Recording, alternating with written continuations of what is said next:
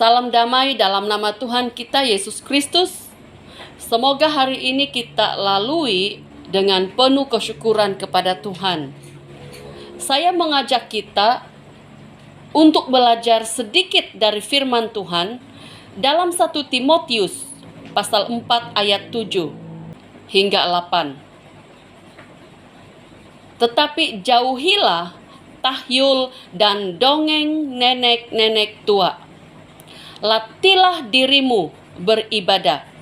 Latihan badani terbatas gunanya, tetapi ibadah itu berguna dalam segala hal karena mengandung janji, baik untuk hidup ini maupun untuk hidup yang akan datang.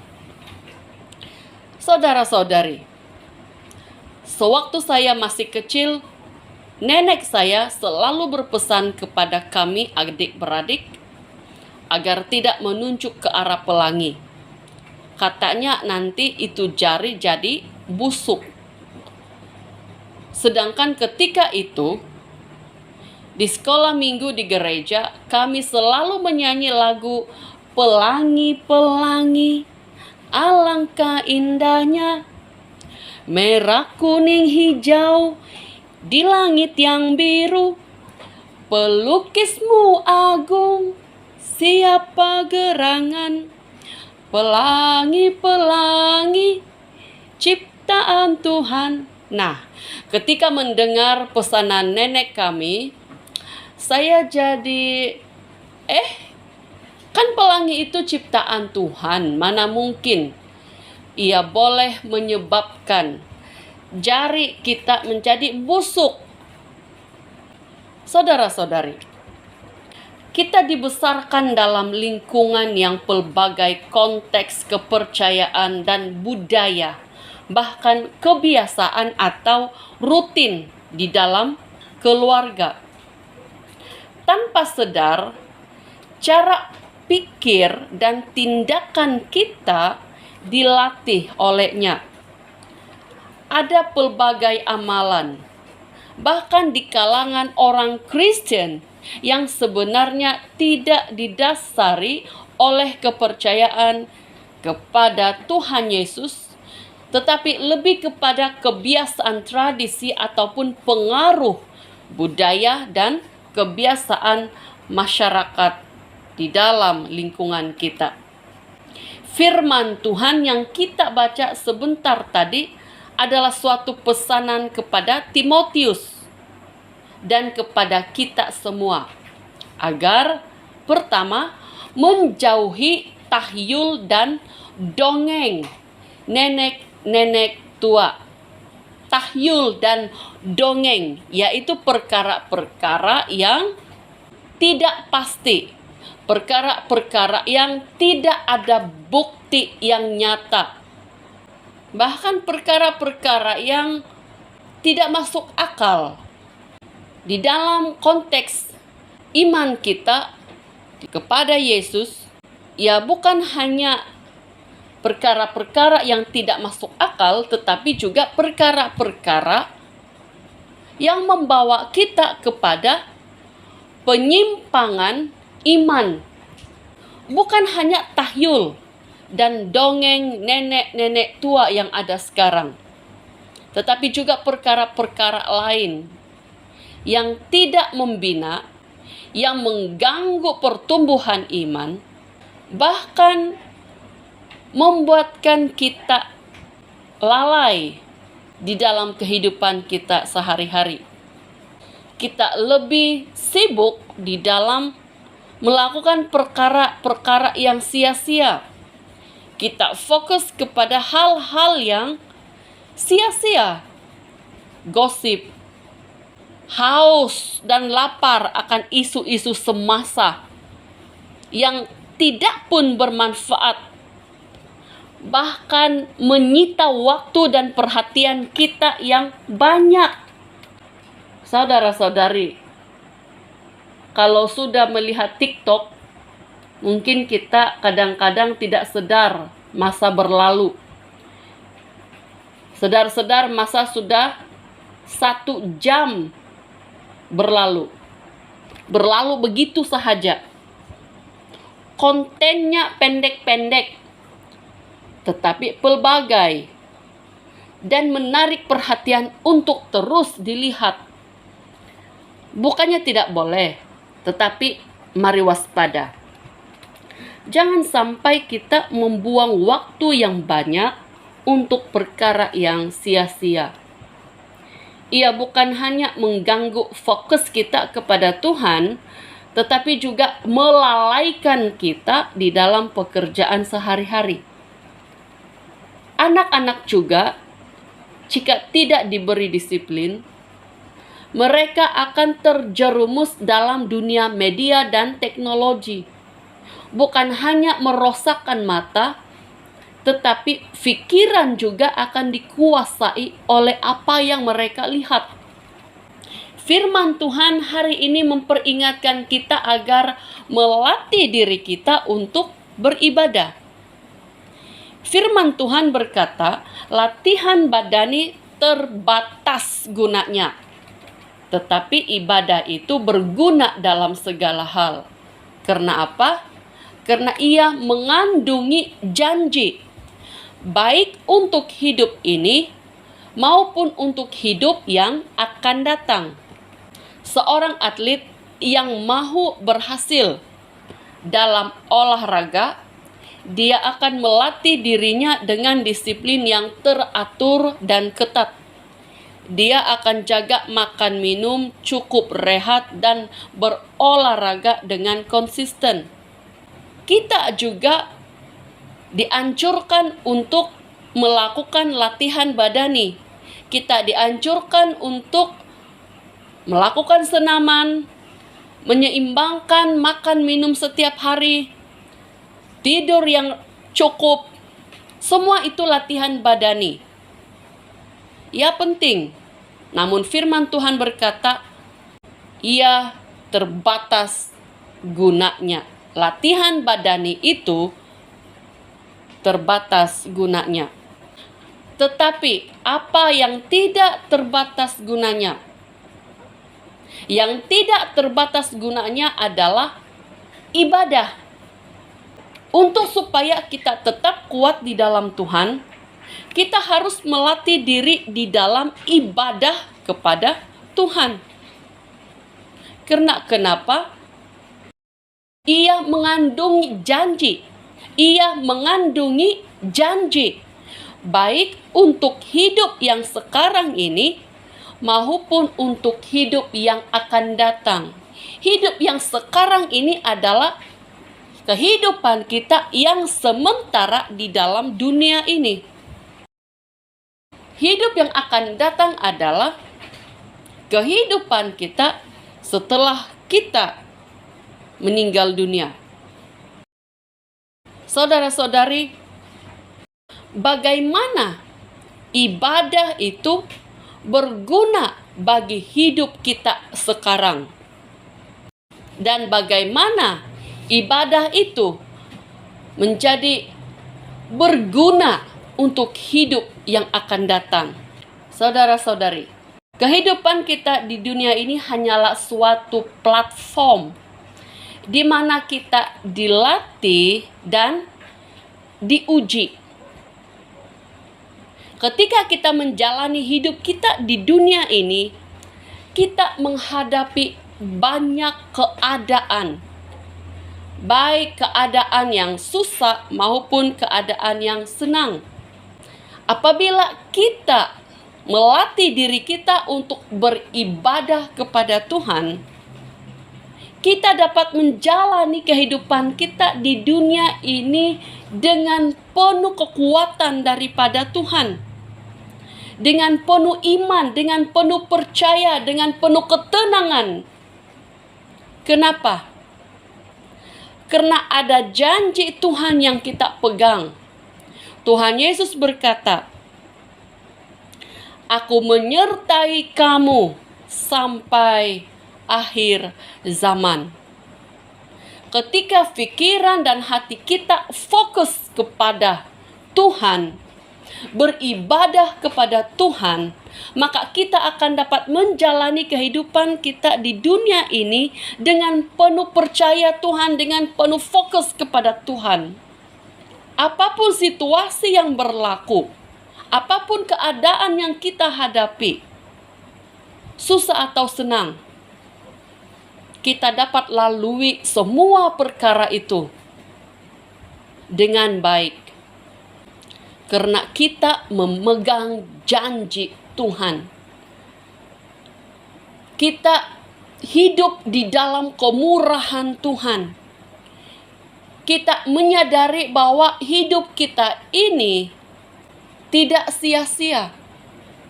Kita menyadari peranan kita di dalam keluarga, di dalam masyarakat yang ada di sekitar kita. Kita menemukan makna hidup di dalam dunia yang sementara ini.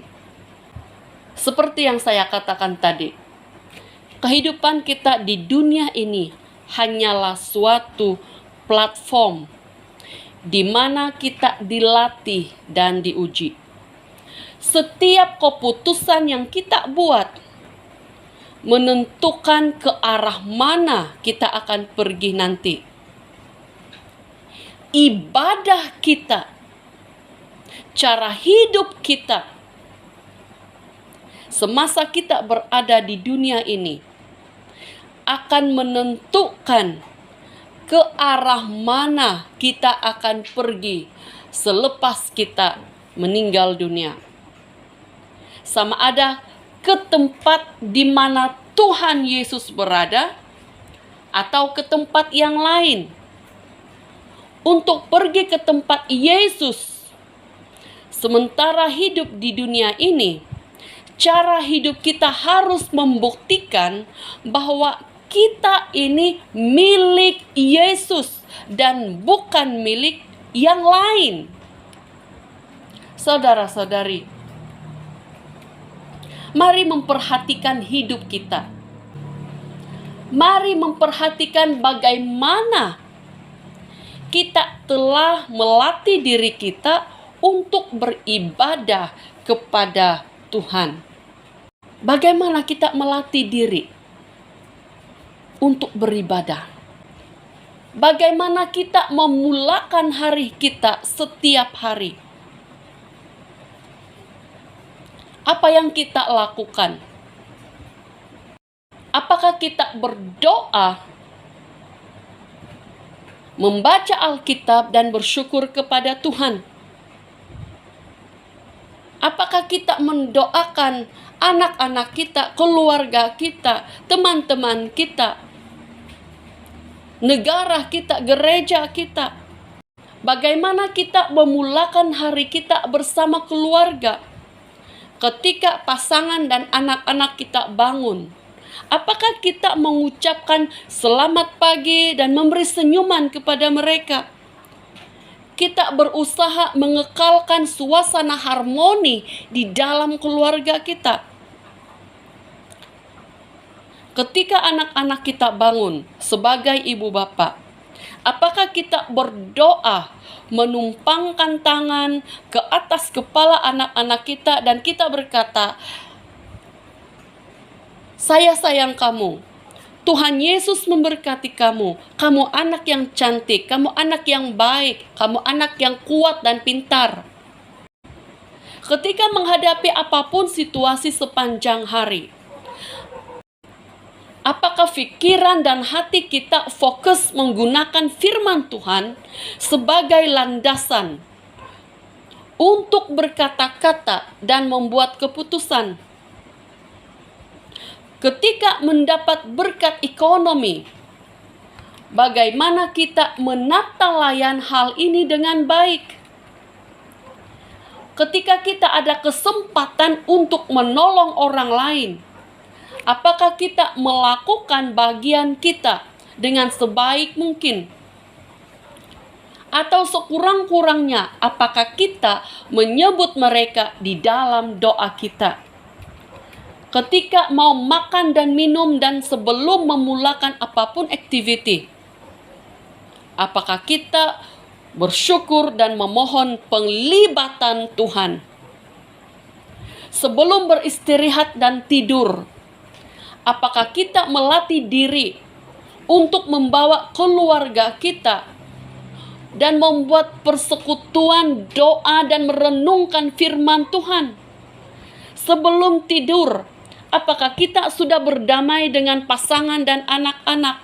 Mana tahu siang tadi ada perselisihan faham.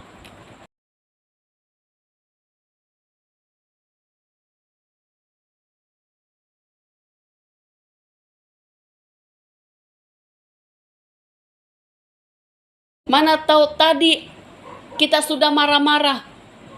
Apakah kita sudah ada damai dengan keluarga kita? Pada hari Minggu, apakah kita akan membawa keluarga kita untuk beribadah di gereja? Semua perkara ini adalah latihan untuk tetap beribadah kepada Tuhan. Ia menjadi rutin. Ia menjadi kebiasaan yang mendarah daging di dalam diri kita.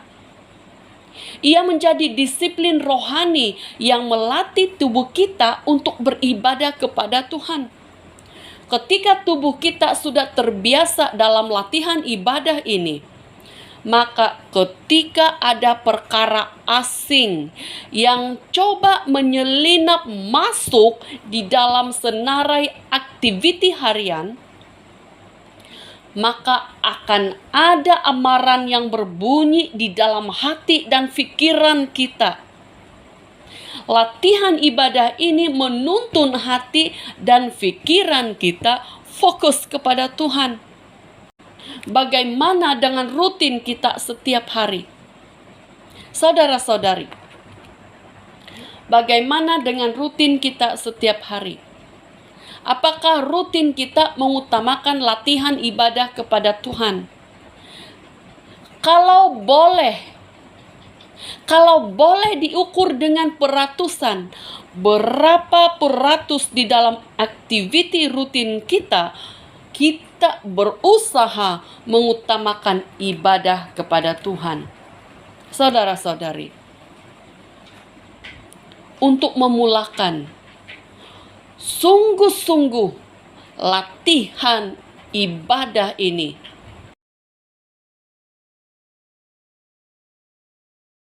kita mungkin akan sedikit kekok, atau mungkin ada sedikit tekanan. Tapi mari kita berdoa. Kita mohon pimpinan dan penyertaan dari Tuhan, dari Roh Kudus Tuhan sendiri. Mari persilakan Roh Tuhan untuk masuk di dalam hati kita, menguasai seluruh kehidupan kita. Dia yang akan menolong dan memampukan kita sehingga kita dapat dan kita dimampukan untuk melatih diri kita beribadah kepada Tuhan setiap hari. Saudara-saudari, jika memang benar kita mau pergi ke tempat Yesus berada, mari melatih diri kita untuk beribadah kepada Tuhan. Alangkah merugikan jika kita membuang banyak waktu untuk kepuasan dunia ini, seolah-olah kita tidak ada tujuan hidup yang lain. Yakobus 4 ayat 14 mengatakan, sedang kamu tidak tahu apa yang akan terjadi besok. Apakah arti hidupmu? Hidupmu itu sama seperti uap yang sebentar saja kelihatan lalu lenyap. Rasul Paulus dalam Filipi 1:22 berkata, tetapi jika aku harus hidup di dunia ini, itu berarti bagiku bekerja memberi buah. Dalam ayat sebelumnya, dalam ayat 21, Paulus katakan, "Karena bagiku hidup adalah Kristus dan mati adalah keuntungan." Hidup adalah bagi Kristus. Saudara-saudari, Yesus memberi kita makna yang baru di dalam hidup. Hidup kita harus memberi buah, yaitu melakukan kehendak Tuhan dan menjadi berkat bagi sesama manusia. Untuk hal ini, mari melatih diri kita dalam disiplin ibadah yang sungguh-sungguh di hadapan Tuhan. Mari mulai membiasakan diri kita untuk beribadah. Mungkin kita merasa sukar, tetapi mari mengambil keputusan untuk sungguh-sungguh memulakan latihan ibadah kita untuk Tuhan. Roh Kudus Tuhan akan menolong kita pada saat kita mengatakan, "Ini aku Tuhan. Saya buka seluruh hidupku bagi Tuhan. Silakan Tuhan, kuasai hidup saya." Pada saat kita membuat keputusan untuk membuka seluruh hidup kita bagi Tuhan, maka aliran damai sejahtera, aliran kuasa dan kekuatan dari surga mengalir masuk di dalam seluruh kehidupan kita. Tuhan akan memberikan kita kemampuan. Mari kita berdoa. Tuhan Yesus, seringkali kami cuai di dalam melatih diri kami untuk beribadah kepada Tuhan. Kami membuang banyak waktu kami untuk perkara yang sia-sia. Ampuni kami Tuhan. Tolong kami untuk mulai belajar dan menjadikan latihan ibadah kepada Tuhan sebagai rutin atau kebiasaan hidup kami setiap hari. Tolong kami Tuhan. Kami memohon penyertaan dari Roh Kudus Tuhan. Mampukan kami. Terima kasih Tuhan. Amin.